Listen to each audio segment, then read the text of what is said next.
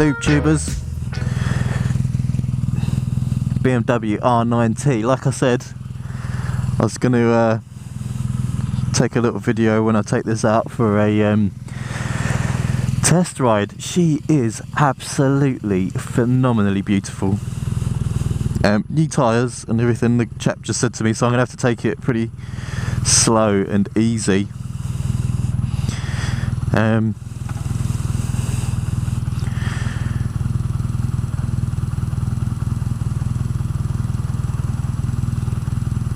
Not as heavy as I was expecting. Wide foot pegs compared to my 500.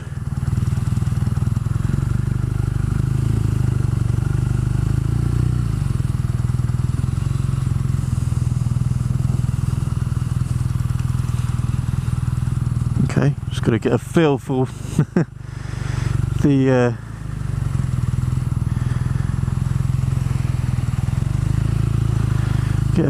the indicator. The weather is typically rubbish, as always.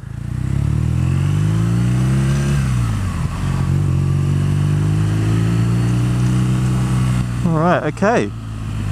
Mirrors are alright.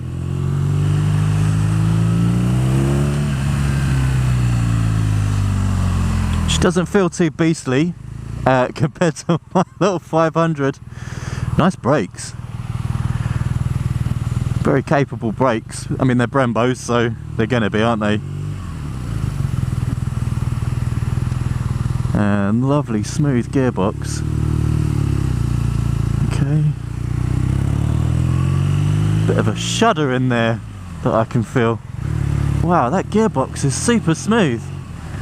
You can barely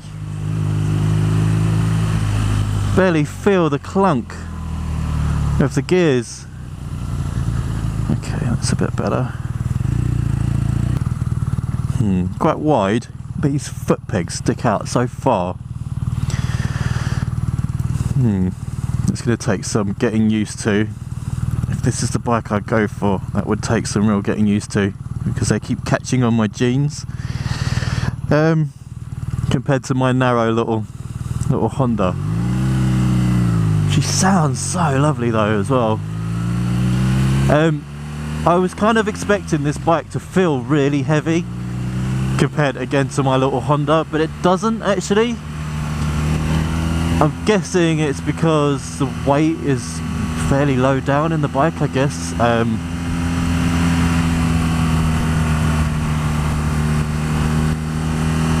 She feels fairly planted. Yeah, so seats a bit hard, I guess, compared to what I've got.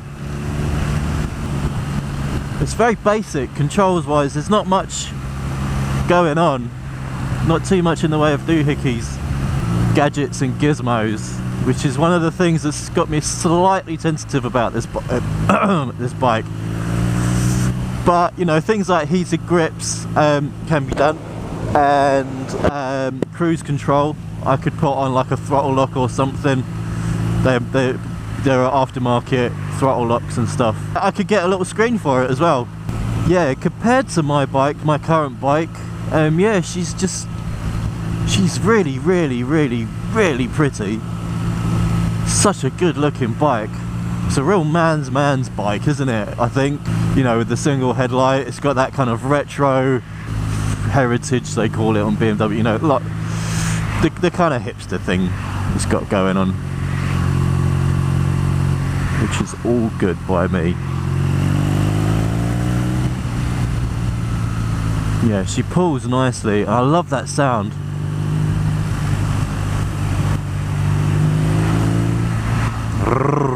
She purrs. Hear that? I don't know if you can pick that up, but she's purring. Oh god, that is beautiful. That is a beautiful sound. I love this bike. I am really smitten. But any sort of reservations I had about this bike are completely unfounded, I think. I'm kind of getting used to these nice wide bars as well, going from the CBR 500R clip-ons, which are barely clip-on. I mean, they are clip-ons, but just about. I mean, it's quite a set up and beg sort of a position on my 500R. This is a little bit more forward and a lot wider. It's about a good, I'd say, 2 or 3 inches width. Oh gosh, those brakes are good. Wide foot pegs again, catching my leg. So I put my foot down. Oh, sorry, I wasn't bibbing at you.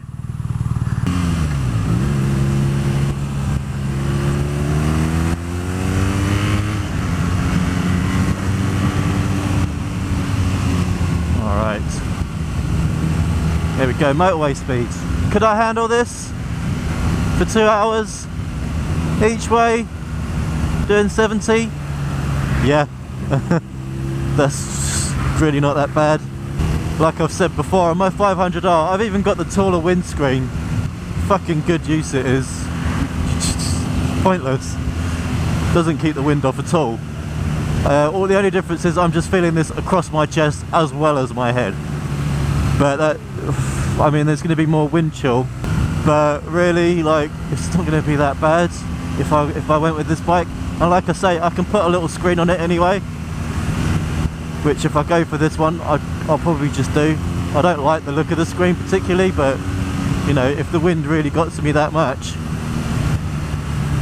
then I can do that, you know. So this has a dry clutch, which I'd say it's probably a bit unusual for nowadays, but then again, you know, this is the, you know, it's like a hark back. It's the 90th anniversary, isn't it? Wow, what a beautiful sound! That's such a beautiful sound. It's just growling and purring away. And she's got, like I say, she's got balls, man. Like, she's in that mid-range. So, you know, the chap saying, the chap at Motorrad was saying, oh, she pulls really low down in the revs. Be careful of that. Not really any different from my 500, which is nice and torquey. I'm actually feeling the difference higher up in the revs. So it's more in that mid-range, like, there we go, that I'm feeling that. Between 60 and 80 there in third gear. 7,000-8,000 revs.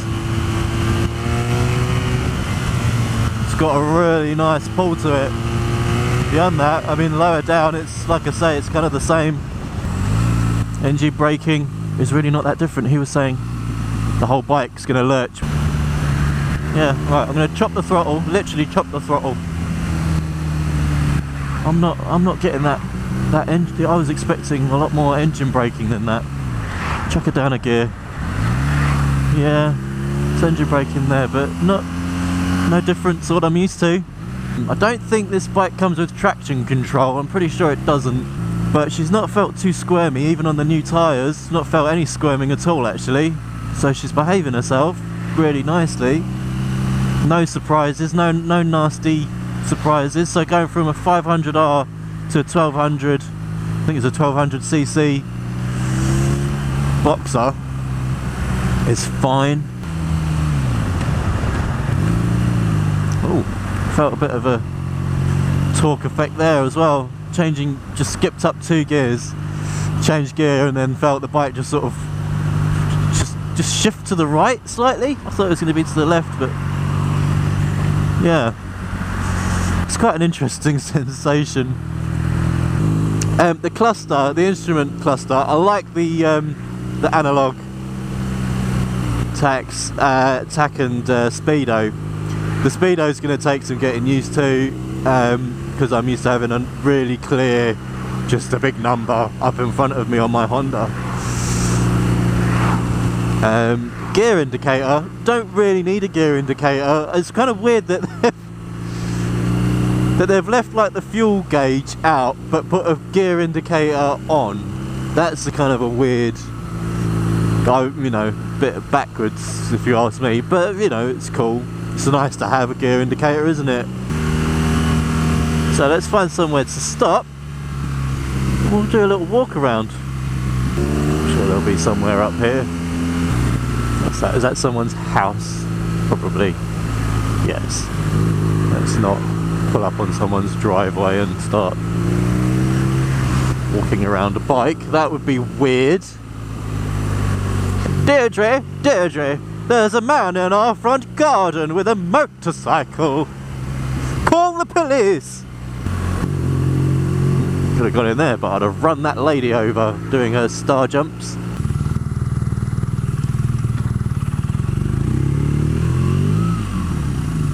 I like that. That's a good idea. That's a really good idea. Right, so this is basically going to be a video of me just driving around trying to find somewhere to stop. Look at these lovely houses as well. Kent can be so pretty. It really can. The Garden of England, or is that Essex? Never too sure. Thank you.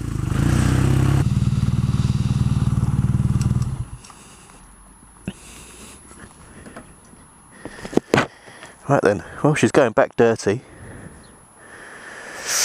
Oh,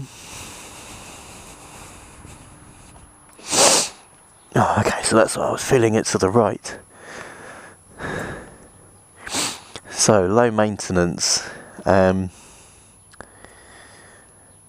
low maintenance, shaft drive. I just would love a shaft driven bike.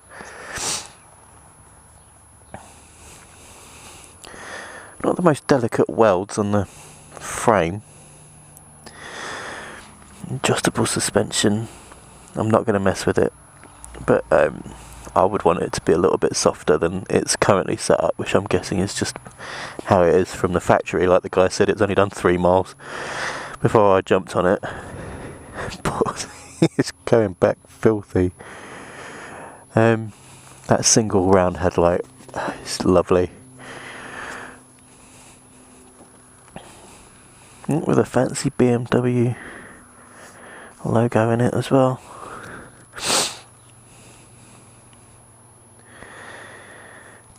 Yeah.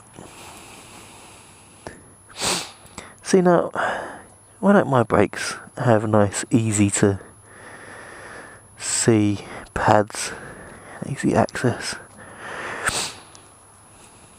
on both sides. Yeah, she's got a lot of stopping power, this bike. This has got a dual Akrapovic exhaust on it. I wonder how good she sounds without those bits on. Let's start her up so you can hear.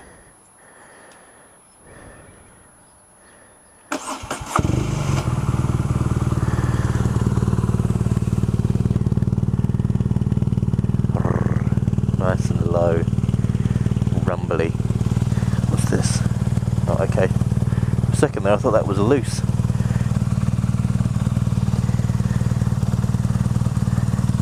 Easy access to the battery as well. You can take this off and put like a little cubby hole thing on it with a backrest, or you can take this whole section off entirely and just have that kind of Street Fighter look.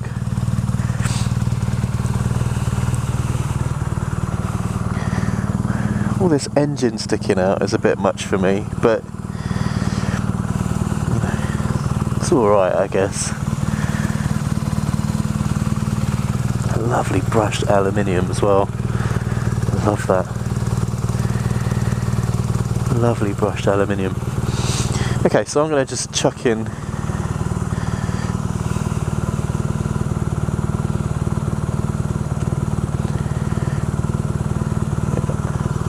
as much as I can.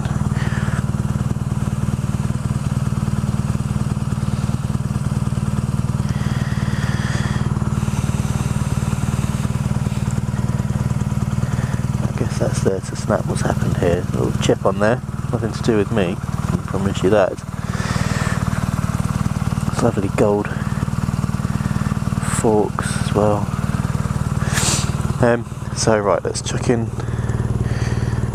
dealership again. I love this bike. I just, aesthetically alone, just that, purely just aesthetically, I absolutely love it. And it's a great ride. It is a great ride. It's no nasty surprises apart from the brakes, but that's just because they're so much better. I guess I've kind of got used to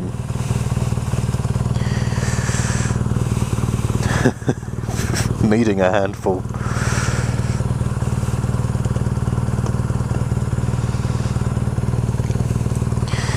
Is that exhaust going to be an issue, keeping it clean? I mean, obviously, you know, the whole bike itself, I can get into it a lot easier than my fared Honda. I can kind of get the bits clean that I need to, but is that exhaust going to be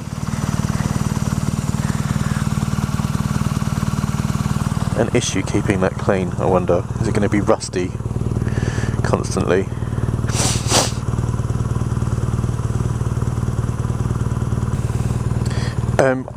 I'm really sorry, Google Maps, but I can't see the stars at the moment, so I couldn't tell you exactly where southeast is. Fucking Google. Alright. So let's head back. Oh god, she just sounds so amazing. And yeah, around 6 to sort of 8,000 revs, get a real, not a lurch, but just that, I think that's where the power is, isn't it? I think that's where the power is. So yeah, she does pull lower down. I guess I've just not ridden any or many bikes that don't have any low end torque, because street triple, plenty of torque low down. Daytona, plenty of torque low down. Oh, but then maybe that's the twins and the triples. Maybe what the guy was getting at was like inline fours. They have all their power higher up, don't they? So I'm already used to a twin cylinder, not a opposing twin, but you know, it's an inline twin or parallel twin, isn't it? Sorry. I can't believe how dirty this bike is. I feel bad. Like I genuinely actually feel quite bad bringing it. That's why it's like a £5 of petrol in. Like I feel bad bringing it back. So dirty. God, those wide pegs. That's the one thing that I don't like about this bike. It's where those pegs are. How far I have to stick my leg out. Come on. VW.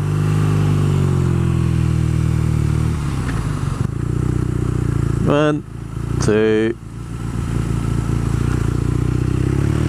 three.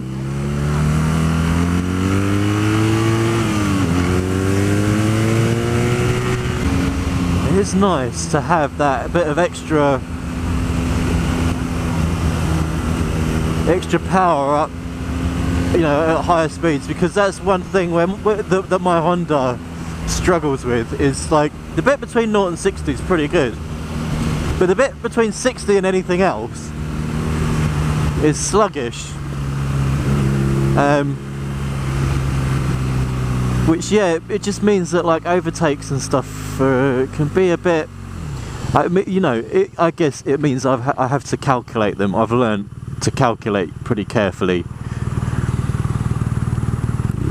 how and when and where I overtake, because I need that bit of extra space to be able to do it.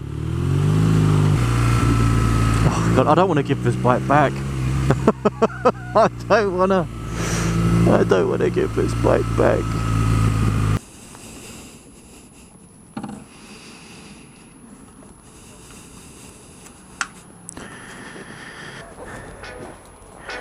Fantastic bike, absolutely fantastic.